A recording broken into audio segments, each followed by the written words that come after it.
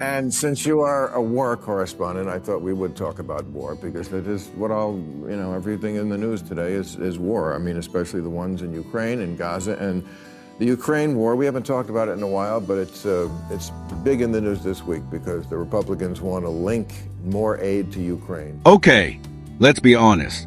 The conflict in Ukraine is now formally the ultimate test of American foreign policy, and it's posing a harsh query when one side has a defense of democracy at any cost. How long are we supposed to keep writing blank checks for a conflict that is locked in neutral with no end in sight? Many claim that supporting Ukraine is about preserving the free world and preventing future bullies, while others warn that this is beginning to resemble our previous, never-ending conflicts.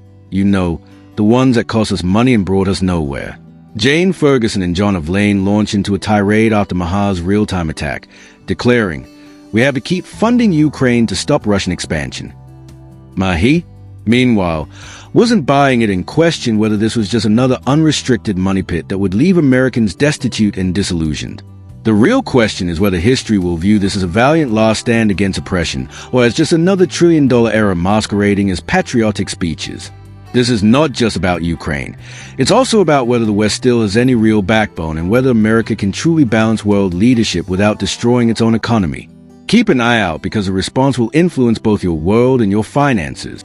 And since you are a war correspondent, I thought we would talk about war because it is what everything in the news today is war. I mean, especially the ones in Ukraine and Gaza and the Ukraine war. We haven't talked about it in a while, but it's big in the news this week because the Republicans want to link more aid to Ukraine to Biden doing something about the border, which would not be a bad idea in itself. I don't know why they have to be linked, but just to give you some stats, okay, they've spent $111 billion so far on this war. They want $61 billion more. I think some of that is for Israel as well. Problem is, it's a stalemate. After 2 years, they say the front line has moved less than 500 square miles of territory have changed hands. 150,000 Russian dead, 70,000 Ukrainian dead. We're still having fights over territory and armies in both here and Gaza. So I know the people, I've always tried to be good for the people of Ukraine and back them, and I think it's the right thing, but I also heard a lot, you were in Afghanistan, right?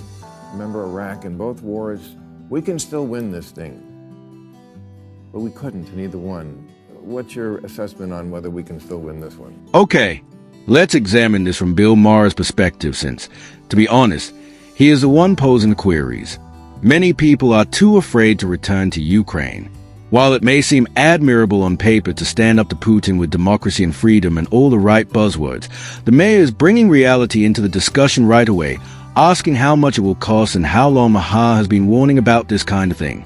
Because Ukraine is beginning to resemble another open-ended money pit with no real way out, America has a bad habit of jumping into foreign conflicts without any clear-cut exit strategy, win-lose conditions, or hope for the best. It's not like Maher doesn't understand the stakes. He is aware of NATO's global security, the entire situation, but is stating the silent portion aloud. After 2 years, when over 100 billion lives have been sacrificed, what do we really have to show for it? The front lines are not moving. Meanwhile, back home, the only thing moving is a ceaseless flow of money while the carnage continues to pile up. People are furious and quickly realizing that change. The GOP are already linking Ukraine funding to border security conflicts, and ordinary voters are asking, wait, we got money for tanks but not for fixing our streets.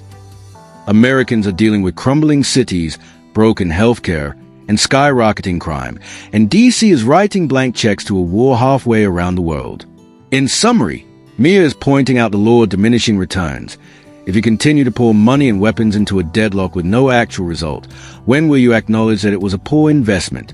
Foreign policy specialists are yelling, we have to stop Putin.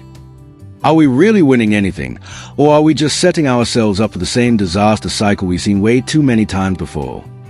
Niara asked as she watches the scoreboard.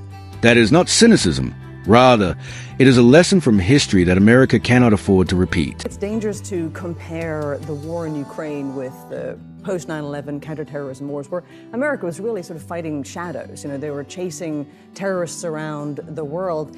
This is not a Ukrainian fight. This is not sending money just so Ukraine can fight its own war. This is a war against Vladimir Putin and his expansionism into Europe, essentially. I mean, this is a war for global world order. The geopolitical, geostrategic importance of this war is vastly bigger than any of the wars post 9/11, which were overreaches of American foreign policy. But how long do we just stay in this stalemate? I mean, they thought it was going to be World War III, and it's really World War I. The reason to fund Ukraine is because we learned the lessons of history, which is that you cannot reward aggression. And it's far cheaper to fund Ukraine now than to let Ukraine fall and then have the front move. We all understand that Washington is a jumble of backroom deals and negotiations, but linking Ukraine's survival to a domestic border dispute is not a wise strategy.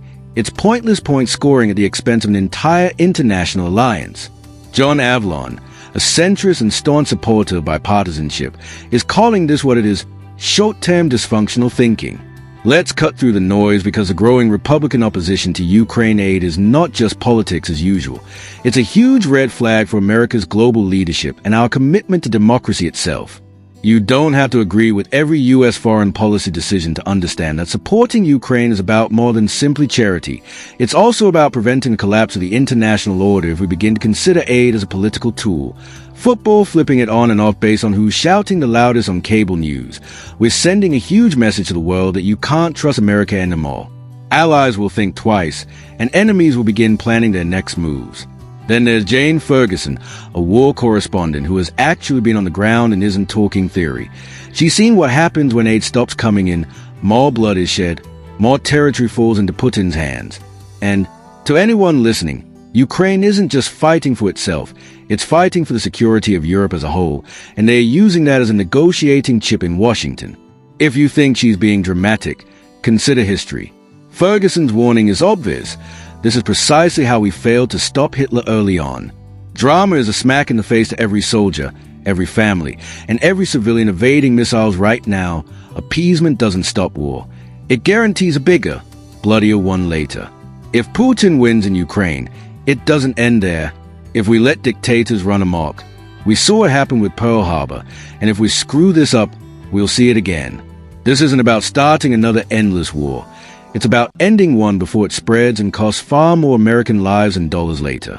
In their opinion, the Republican move to turn Ukraine aid into a border security debate is like arguing about seatbelts while cars are already crashing. It's reckless and dangerous, and if America blinks now, we might not get another chance to fix it. Please share your ideas in the comments section below. We would also want to know if you found this useful.